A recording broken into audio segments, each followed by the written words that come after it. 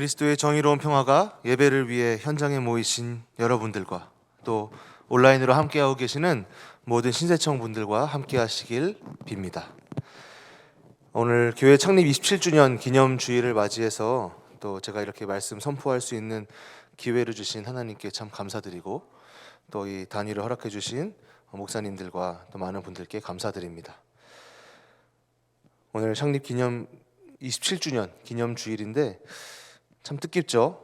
신세교회를 이 땅에 세우시고 또 이 지역에서 주님의 뜻대로 사용하여 주셔서 참 감사하다는 마음뿐입니다.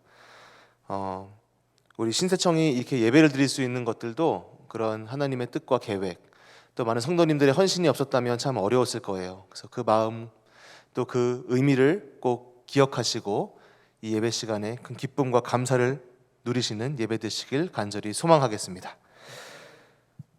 네, 오늘 본문은 누가복음의 말씀입니다. 제가 작년에 나석호 목사님 휴가 가셨을 때도 제가 여기서 설교를 전했던 적이 있는데 기억나시나요? 네, 그때도 누가복음 말씀이었던 것 같은데 또 이렇게 1년이 지나고 비슷한 본문으로 이렇게 찾아뵙게 되었습니다. 오늘 본문은 누가복음의 가장 마지막에 위치한 말씀입니다. 또 예수님께서 제자들에게 전하시는 마지막 목소리죠. 마태복음에는 지상명령이라고 하는 본문이 28장에 기록되어 있는데 그것과 같이 누가복음을 통해 주시는 예수님의 성교 명령이자 대위임령이자 지상명령이라고 할 수 있는 것이 오늘 우리가 함께 읽은 말씀입니다. 또 처음에 이 지상명령이라는 말을 들었을 때 땅 위에서 주시는 말씀인가? 막 이렇게 생각했었어요. 그런데 이 한자의 의미를 잘 보니 가장 높은 말씀, 가장 위대한 명령이다라고 하는 의미가 바로 이 지상명령이라는 뜻입니다. 즉 예수님께서 이 땅에서의 본분을 다하시고 하늘로 올라가시기 직전, 승천하시기 직전에 제자들에게 또 우리들에게 전하시는 마지막 말이라는 것이에요. 그만큼 참 중요하겠죠. 오늘 본문 45절에서 예수님께서는 제자들에게 또 우리들에게 말씀하고 계십니다. 바로 우리의 마음을 열어 성경의 깨달음을 주시길 원한다고 말입니다. 사랑하는 신세청 여러분, 오늘 이 시간 마음의 문을 활짝 열고 주님이 주시는 깨달음을 통해 큰 은혜 누리시는 저와 여러분 되길 간절히 소망합니다. 제가 수수께끼를 하나 내어보려고 합니다. 이제 화면에 나올 텐데 제가 읽어드릴 거예요. 그래서 화면을 보시면서 한번 생각해 보시면 좋겠어요. 이게 그 어느 책에 있는 내용을 제가 그대로 따와서 좀 어순을 잘 보셔야 돼요. 세 형제가 한 집에 살고 있어. 그들은 정말 다르게 생겼어. 그런데도 구별해서 보려고 하면 하나는 다른 둘과 똑같아 보이는 거야. 첫째는 없어. 이제 집으로 돌아오는 참이야. 둘째도 없어. 벌써 집을 나갔지. 셋 가운데 막내, 셋째만이 있어. 셋째가 없으면 다른 두 형도 있을 수 없으니까. 하지만 문제가 되는 셋째는 정작 첫째가 둘째로 변해야만 있을 수 있어. 셋째를 보려고 하면 다른 두 형 중에 하나를 보게 되기 마련이지. 세 형제는 하나일까? 아니면 둘일까? 아니면 아무것도 없는 것일까? 그들의 이름을 알아맞힐 수 있으면 넌 세 명의 막강한 지배자 이름을 알아맞히는 셈이야. 그들은 함께 커다란 왕국을 다스린단다. 또 그 왕국 자체이기도 하지. 그 점에서 그들은 똑같아. 세 형제는 무엇이고 그들이 다스리는 커다란 왕국은 무엇일까요? 네, 이 수수께끼는 미하엘 엔데의 모모라고 하는 소설에 나오는 내용입니다. 고개를 끄덕이시는 분들도 계시는 거 보니까 보신 적이 있는 것 같아요. 네, 정답은 다 알고 계시겠지만 제가 설명드릴게요.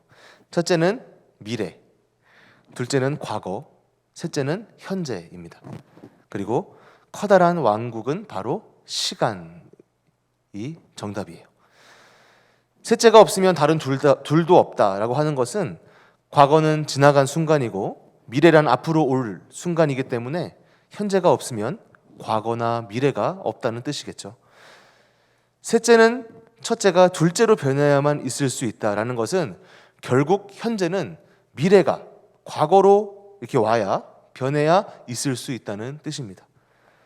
과거가 현재 또 미래가 다스리기도 하고 그 자체이기도 한 그 왕국은 바로 시간이고 그 시간들이 그들이 살고 있는 집이 무엇이냐? 바로 세상이죠. 이 수수께끼가 담긴 소설 모모는 사람들의 시간을 훔쳐가는 자들로부터, 그러니까 시간 도둑으로부터 그 시간을 되찾기 위한 여정을 그리고 있는 판타지 소설입니다. 성공하기 위해, 더 잘 살기 위해 치열하게 또 시간을 아끼고 절약하며 미래지향적으로 살면서 중요한 삶의 가치들을 잃어가고 있는 어느 현대인들의 그 시간을 되찾아주는 이야기를 담고 있습니다. 과거, 현재, 미래 그 무엇 하나 중요하지 않은 게 없죠. 그런데 그렇게 살 수밖에 없는 현실에 처한 사람들의 이야기를 어쩌면 위로하기 위한 책일 수도 있어요. 저는 그 책을 떠올리면서 우리 청년들의 삶을 되돌아봤습니다.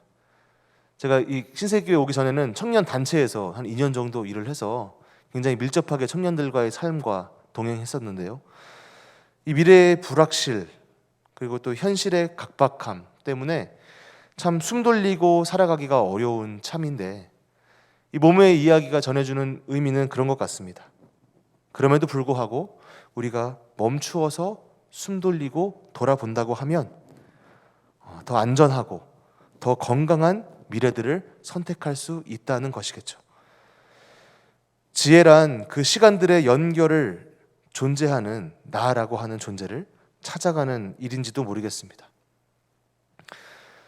소설 속에 등장하는 사람들이 모모라는 존재를 통해 자신에게 필요한 처방들을 받습니다. 특별한 처방은 없어요. 그 모모라는 존재를 찾아가서 모모를 만나서 자신의 이야기를 막 쏟아내는 것을 통해 도리어 위로받고 자신에게 필요한 것이 무엇인지를 확인하게 되는 내용이 그 모모의 내용입니다. 그렇게 자신에게 필요한 처방을 모모를 만남을 통해 발견하듯 오늘 여기에 모인 우리는 성령님을 통해 지금 우리에게 주어진 일들을 발견할 수 있습니다. 오랜 과거부터 존재해오는 이 말씀과 지금 말씀을 읽고 있는 우리, 그리고 말씀을 통해 기대하게 하는 하나님 나라를 연결해주는 그 존재가 바로 성령님이라는 것이에요. 그리고 오늘 말씀은 우리에게 성령님을 통해 예수님의 이 지상 명령을 어떻게 이해해야 할지를 말씀해주고 있습니다. 오늘 예수님은 44절을 통해 말씀하고 계십니다. 예수님을 가리켜 기록된 모세의 율법, 선지자의 글, 시편의 이야기들이 다 이루어져야 한다고 말입니다. 이 말이 무슨 뜻입니까? 바로 예수님이 과거, 구약시대부터 메시아로, 구원자로 예비된 존재였다는 것이에요. 하나님의 약속에 따라 이스라엘 백성들을 구원하실 메시아로 작정되고 준비되었다는 것이에요. 이것이 바로 오늘 우리가 함께 읽은 누가복음 그리고 사도행전의 기자인 누가의 고백입니다. 이 예수님에 대한 기다림 그리고 이 고백은 예수님을 만나길 고대하던 제사장 시므온을 통해서 우리는 잘 알 수 있습니다.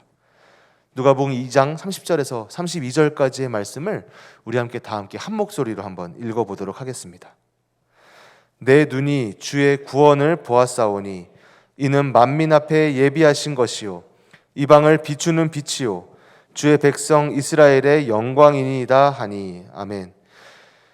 시므온의 고백처럼 예수님은 이스라엘 백성들이 기대하는 존재였습니다. 그리고 과거부터 이어져 온 기대는 성령님께서 함께 하심을 통해 예수님의 삶을 이끌고 있습니다. 예수님은 성령 충만한 삶을 사셨어요. 마리아의 태중에 있었을 때도 성령 충만하였습니다. 또한 예수님의 삶의 주변에 존재하던 인물들, 세례 요한의 부모인 엘리사벳과 사가랴, 또 예를 들어 아기 예수님을 만나 하나님을 찬양하겠다고 알려진 이 시므온도 모두 성령 충만한 사람들이었다고 합니다. 성령님과 동행하심을 통해 이미 하나님의 아들로서의 예수님의 존재가 강조되고 또 주변 사람들을 통해서 계속해서 고백되었다는 것이에요. 또한 예수님의 삶을 좀 더 살펴보면 예수님이 세례를 받으실 때도 성령이 강림하였고, 또 성령이 예수님을 광야로 이끌고 가셔서 공생의 전 시험과 연단의 시간을 보내게 하십니다. 그리고 예수님의 공생애가 시작할 때에도 성령이 함께 하셨다는 것을 우리는 말씀을 통해 알 수 있는데요. 누가복음 4장 1절의 말씀 우리 함께 한 목소리로 읽어보도록 하겠습니다. 예수께서 성령의 충만함을 입어 요단강에서 돌아오사 광야에서 40일 동안 성령에게 이끌리시며. 아멘. 이처럼 성령은 광야에서의 40일이라는 말에서 알 수 있듯이 연단의 시간, 그 시간 동안에도 함께하고 또 계속해서 예수님을 단단하고 성장시키시죠. 성령님과 함께 하시는 예수님의 공생애의 역사는 그 능력을 더해갑니다. 이제 갈릴리에 돌아가는 부분이 4장 중반부터 나오는데 그 소문이 사방에 퍼져 있다고 이야기합니다. 성령의 능력이 예수님의 삶과 동행해서 계속해서 예수님의 삶에 영향을 주고, 그뿐만 아니라 주변 사람들에게 영향을 주고 있다는 것이에요. 성령님과 함께하는 예수님은 이제 고향에 돌아가셔서 배척받으신 적이 있는데, 그때 가서 이사야의 말씀을 통해 구약의 예언을 다시 한번 성취하십니다. 이 선포는 예수님이 왜 이 땅에 오셨는지, 또 성령님을 힘입어 무슨 일을 하려고 하시는지를 아주 잘 요약해 주고 있어요. 누가복음 4장 18절에서 19절까지의 말씀 우리 함께 한 목소리로 읽어보도록 하겠습니다. 주의 성령이 내게 임하셨으니 이는 가난한 자에게 복음을 전하게 하시려고 내게 기름을 부으시고 나를 보내사 포로된 자에게 자유를, 눈먼 자에게 다시 보게 함을 전파하며 눌린 자를 자유롭게 하고 주님의 은혜의 해를 전파하게 하려 하심이라 하였더라. 아멘. 예수님은 이사야의 말씀에 담긴 귀한 하나님의 말씀을 제대로 이해하지 못하고 말씀대로 삶을 나누지 못하는 당시의 종교인들을 꼬집습니다. 선지자는 고향에 가서 환영받지 못하고 오히려 이방인들을 통해 그 존재의 가치가 세워지고 하나님이 드러난다는 말씀도 덧붙이시죠. 이처럼 예수님은 구약 성경이라고 하는 하나님의 말씀이 시대를 갈수록 변질되어 가고 오용되어 가고 있는 당시의 풍토를 지적하신 것이었습니다. 이런 일이 가능하게 된 것이 무엇 때문이냐? 바로 성령님의 동행하심 때문이었다는 것이에요. 예수님의 이야기를 통해 알 수 있듯 우리는 이러기에 말씀을 잘 읽고 잘 이해하는 능력이 중요한 것입니다. 하나님의 말씀을 어떻게 읽느냐에 따라 우리는 하나님이 한없이 주시는 그 은혜를 누릴 수 있습니다. 마치 오늘날 말씀이 소수의 성공한 사람들을 위해, 또 기득권들을 위해 높은 위치에 있는 그런 사람들만을 위한 복음으로 읽혀지는 것이 아니라, 또 그런 말씀들을 통해 세워지는 교회가 높은 장벽을 가지고 있는 교회가 되는 것이 아니라 하나님께서는 모두를 향해 동일한 은혜를 주고 계시다는 것입니다. 이 시간 성령님의 동행하심을 통해 옛 성경의 지혜의 말씀이 우리 모두의 마음에 심기우는 그런 시간 되길 간절히 소망합니다. 네, 다음 47절 한번 살펴보려고 하는데요. 제가 읽어드릴게요. 또 그의 이름으로 죄사함을 받게 하는 회개가 예루살렘에서 시작하여 모든 족속에게 전파될 것이 기록되었으니. 아멘. 오늘 누가복음의 기자는 이제 예수님께서 죄사함을 받게 하는 회개를 전파하라는 명령을 주셨다고 합니다. 우리가 보통 예수님의 가르침을 한번 떠올려 보시면 그리고 또 한 단어로 이것을 요약해 보라고 하면 보통 우리는 이렇게 얘기하죠. 하나님 나라의 선포라고 이야기합니다. 예수님이 무슨 일을 하셨냐? 무엇을 전파하려고 하셨냐? 바로 하나님 나라를 선포하려고 하셨다라고 우리가 흔히 요약해서 이야기합니다. 매우 익숙한 표현이죠. 마태복음 4장을 떠올려 보니 어떤 말씀이 있습니까? 회개하라, 천국이 가까이 왔느니라. 예수님이 말씀하시죠.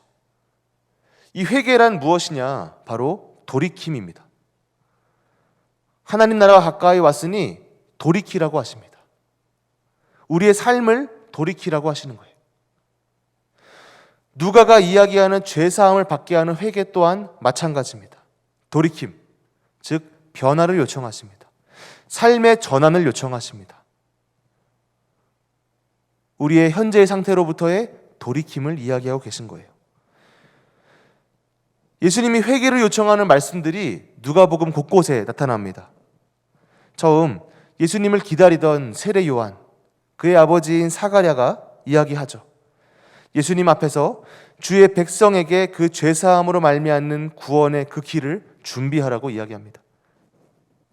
또 누가복음 5장에 어떤 이야기가 있습니까?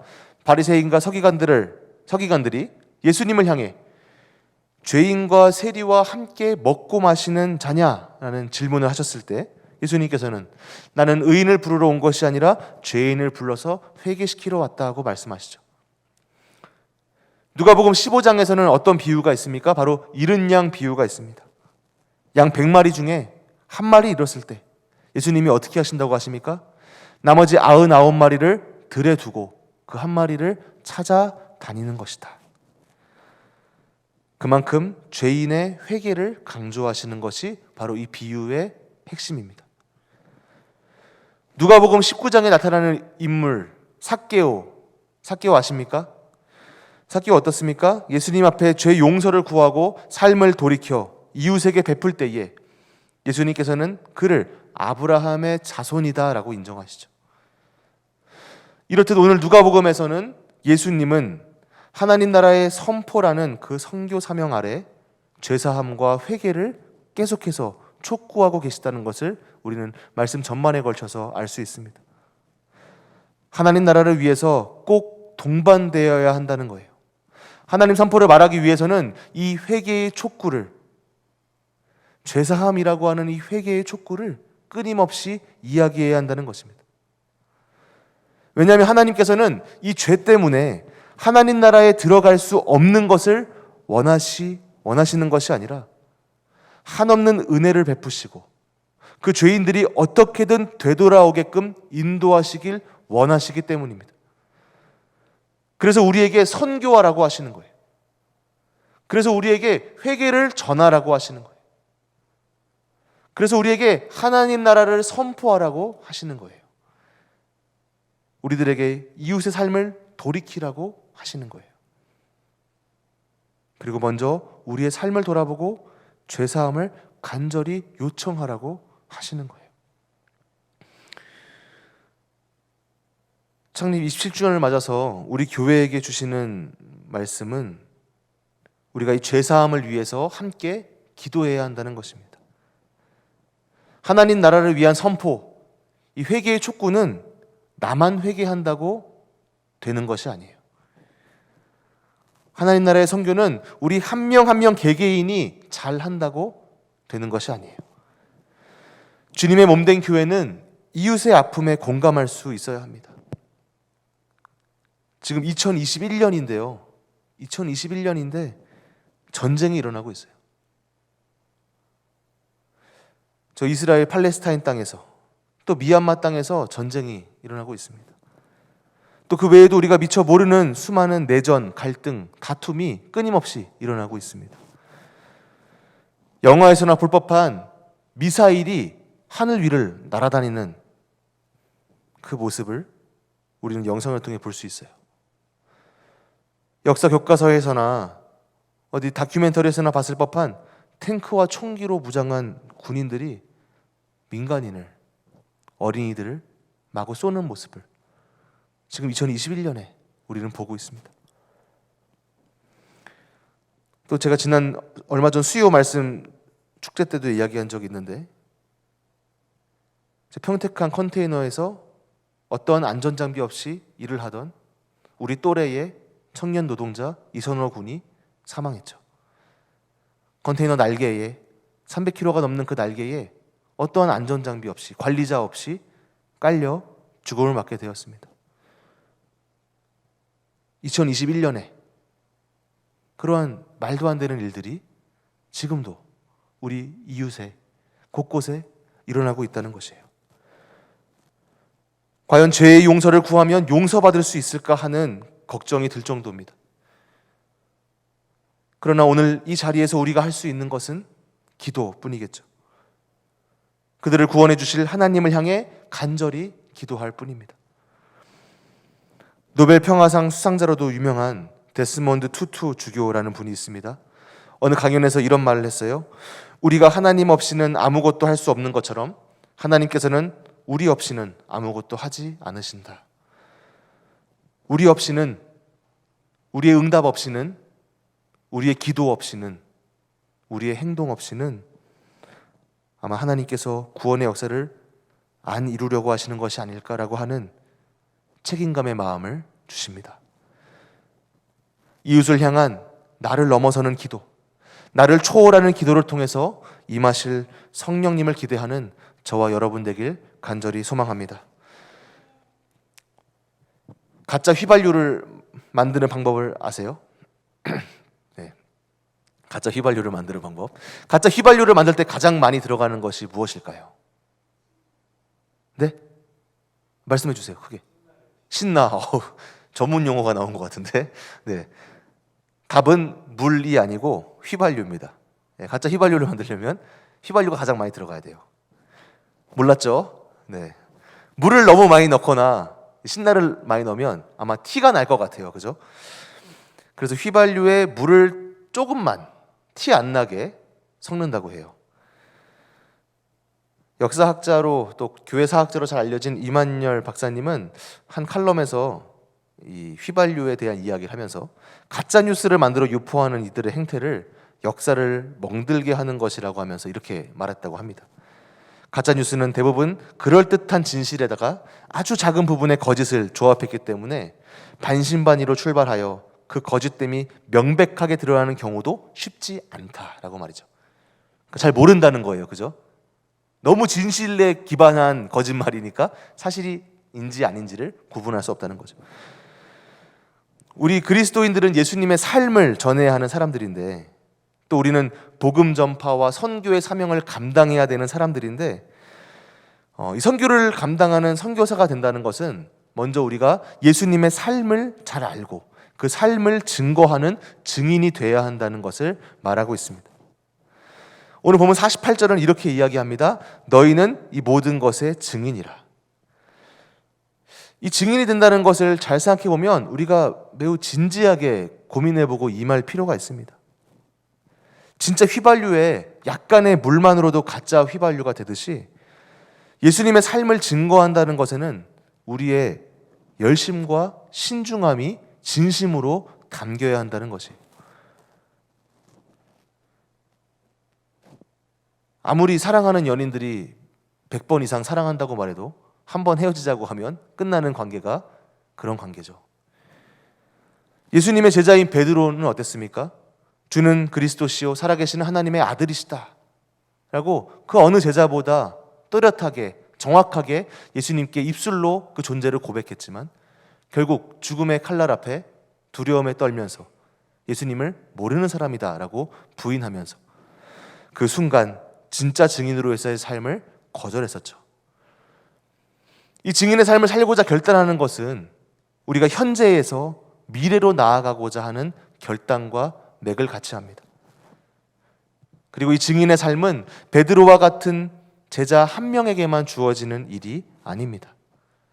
오늘 말씀 49절에서 이야기하신 것처럼 예루살렘에 모여 지내며 성령을 기다리는 사람들에게 주시는 말씀입니다. 이 예수님의 승천 때에 모인 이 모임이 훗날 교회의 원형이 되죠. 즉 이 말씀은 지금 우리들에게 주시는 말씀이라는 거예요. 사도행전 1장 8절의 말씀 우리 함께 한 목소리로 읽어보도록 하겠습니다. 시작. 오직 성령이 너희에게 임하시면 너희가 권능을 받고 예루살렘과 온 유대와 사마리아와 땅끝까지 이르러 내 증인이 되리라 하시니라. 아멘. 성령님께서 함께 하시기에 우리는 증인이 될 수 있게 됩니다. 나 혼자가 아니라 교회라는 이름으로 우리가 함께 하기 때문에 예수님의 증인이 될 수 있게 됩니다. 성령님은 과거, 현재, 미래 이 시간의 때를 관통하는 우리의 삶 가운데 함께하고 계신 줄을 믿습니다. 사실 보통의 창립 기념 주일이라면 과거의 시간을 추억하고 좋은 이야기들, 좋았던 이야기들을 나누면서 그리워하는 일이 익숙한지 모르겠습니다. 그러나 이 성령님은 오늘 신세의 교회를 통해 어쩌면 큰 사명과 다짐의 선물을 주고 계신 줄로 믿습니다. 바로 예수님의 증인으로 살고 또 그러한 삶을 다짐하는 것, 그리고 선교하는 교회로 거듭나고자 다짐하는 것입니다. 세상에서 말하는 증인은 어떤 사건을 목격하고 이야기하는 사람이지만 성경에서 말하는 증인은 조금 다릅니다. 바로 순교자라고 하는 의미를 갖고 있습니다. 오늘날 한국교회는 그간 이웃을 걱정하는 교회에서 이제는 이웃들이 걱정하는 교회로 바뀌어 버렸습니다. 이러한 상황에서 증인의 삶을 결단하고 선교하는 교회로 거듭나고자 하는 이 이야기는 참 쉽지 않은 이야기입니다. 그러나 이 시기에 성령님을 우리 교회에게 말씀해 주고 계십니다. 바로 증인의 삶을 감당하라고 말씀해 주고 계시다는 것이에요. 우리 신세교회는 순교하는 마음으로 섬겨야 할 줄로 믿습니다. 하나님의 선교란 교회가 경계를 넘을 때 비로소 섬김이 됩니다.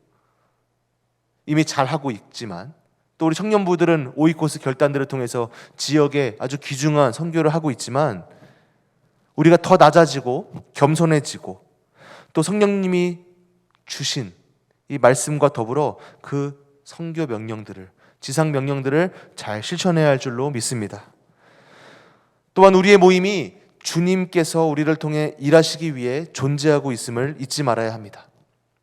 선교하시는 분은 삼위일체 하나님이기 때문입니다. 창립 27주년을 기념하는 오늘 이 주일 우리가 또 한 주간을 살아갈 때에 우리와 동행하시는 성령님의 음성에 귀를 기울이며 주님의 몸된 교회로 이 세상 한가운데서 증인의 삶을 결단하는 저와 여러분 되길 간절히 축원합니다. 기도하겠습니다.